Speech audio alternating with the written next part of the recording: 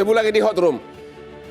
Pak Albert Aris tidak berani menjawab apakah memang dapat dipertanggungjawabkan ketentuan yang mengatur presiden menunjuk gubernur DKI dan wakil gubernur tanpa melalui pemilu.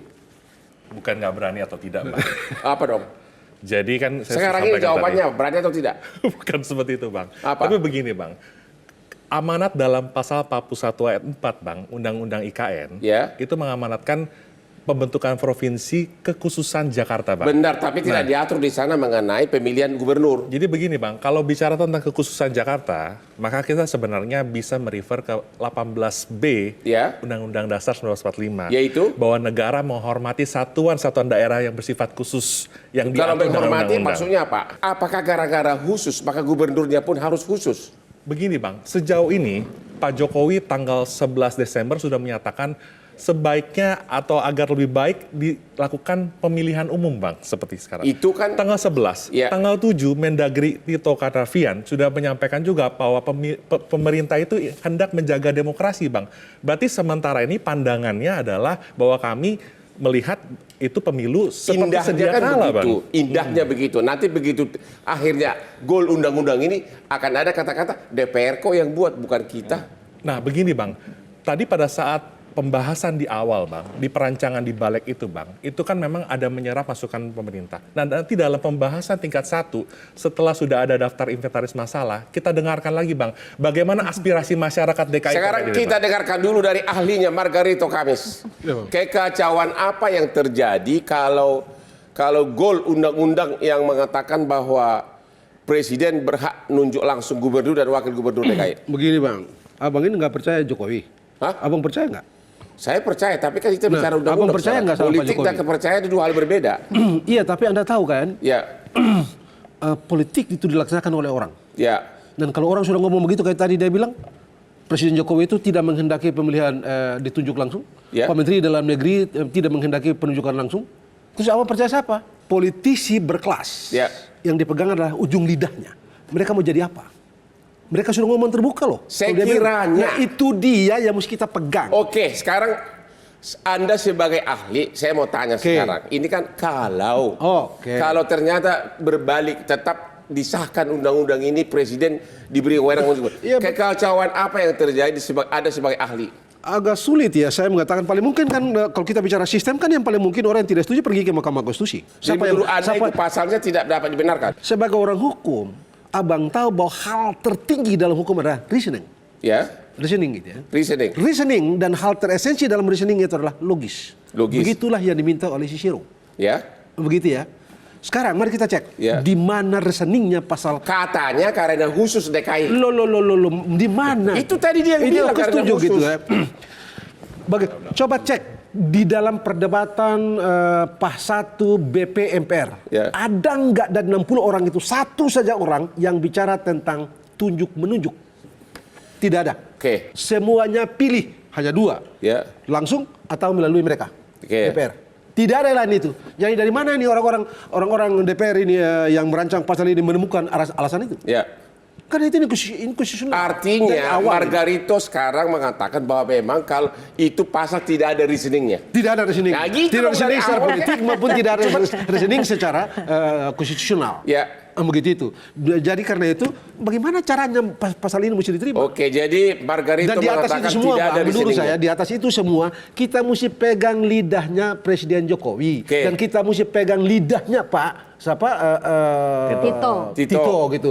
Mau dibilang apa? Mereka ini mau ditulis dalam sejarah sebagai apa? Oke, Pak Ibu Titi. Begitu, Bang. Komentar Anda atas pasal ini. Apa akibatnya kalau sampai ini gol? Jadi di DPR itu ada 2 RUU yang penting yang perlu kita diskusikan dan itu kira-kira berhubungan. Ya. Pertama RUU PDKJ ini Ya. sebagai tindak lanjut Undang-Undang IKN dan pasal 10-nya yang mengejutkan. Karena kan ini bergeser ya ketika Jakarta ibu kota negara pemilihan gubernurnya langsung oleh rakyat. Nah kalau di RUU ini aglomerasi, jadi dia akan menghubungkan juga dengan beberapa daerah lain. Kok bisa kemudian malah berubah jadi penunjukan. Padahal Ya. ketika ibu kota Nah. saja pemilihan langsung. Nah, itu dia itu. Itu salah satu di antaranya lack of reasoning dari undang-undang ini. Ya. Nah, masih pemerintahan pusat ada di sini saja, pemilihan gubernur dan wakil gubernur dilakukan secara langsung. Sekarang ibu kota provinsi nanti di Kalimantan, apa reasoningnya gubernur dan wakil gubernur diangkat oleh presiden? Tidak ada. Nggak ada. Ngapa Jadi- ini? Yang kedua adalah revisi terbatas perubahan keempat Undang-Undang Pilkada. Ya. Undang-Undang 1 2015. Ini juga harus jadi sorotan karena kenapa? Di RUU revisi terbatas Undang-Undang Pilkada ini ada rencana memajukan pilkada dari November ke bulan September. Ya. Nah, jadi kan sekarang pemilihan gubernur di Jakarta akan ditentukan oleh presiden dengan mempertimbangkan pendapat dari DPRD. Itu konsep yang sama dengan pengisian penjabat hari ini. Ya. Faktanya adalah pengisian penjabat tidak pernah jelas, transparan, akuntabel, bagaimana pertimbangan terhadap suara DPRD. Yang kedua, memajukan pilkada dari November ke September artinya itu juga akan masih berada di bawah pemerintahan yang sama, begitu ya. Kalau boleh sebut Pak Jokowi. Ya. Nah, ini yang menjadi wajar kalau kemudian jadi pertanyaan, kok muaranya semuanya ke sana gitu. Kalau Muaranya ke siapa? ya ke eksekutif, ke Pak Presiden Joko Widodo. Dan saya kira tadi sudah ditegaskan, walaupun kemudian Pak Jokowi mengatakan demokrasi yang paling depan. Jadi siapa yang diuntungkan dengan kalau undang-undang ini gol? Dua-duanya, kita nggak bisa berdiri sendiri Ya, hanya ya. membahas RUU PDKJ. Oke. Kita juga harus hubungkan dengan Oke. pilkada.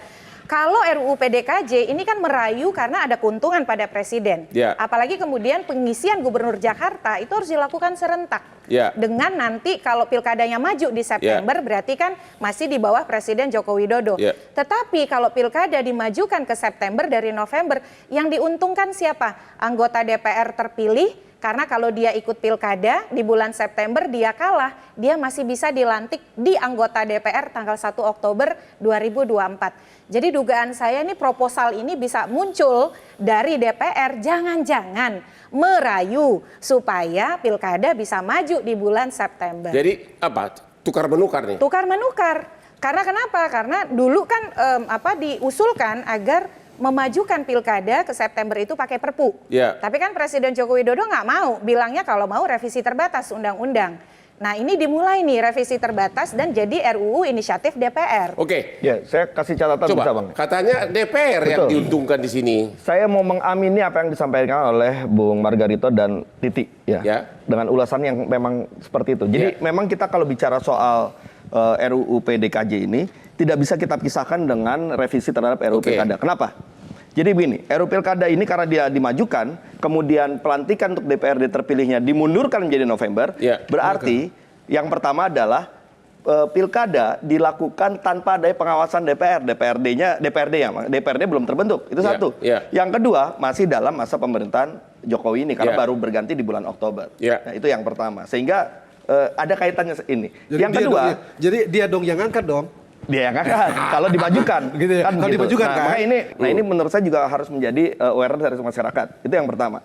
Nah, yang kedua, ya untuk RUU DKJ ini kalau kita lihat waktunya, kemudian dianggap bahwa disamakan dengan pilkada yang lain yang langsung, Ya. tapi ini kemudian penunjukan, ya berarti juga waktunya di bulan September itu, ya atau paling tidak dalam masa pemerintahan Jokowi ini juga. Ya. Nah, oleh karena itulah maka sama kita PKS dengan Nasdem juga tidak setuju dengan pilkada yang dimajukan, ya karena kita melihat bahwa ya ada hal-hal yang harusnya beberapa keputusan-keputusan strategis ini ya kita bahasnya atau kita tentukannya setelah proses pemilu ini berlangsung, pergantian pemerintahan, sehingga kepentingan-kepentingan politik yang terjadi itu tidak membuat kita menjadi curiga terhadap keputusan Oke, yang dilakukan. kalau Nah, sama gitu- yang ini juga, Bang, Ya. Pak Margarito itu tadi.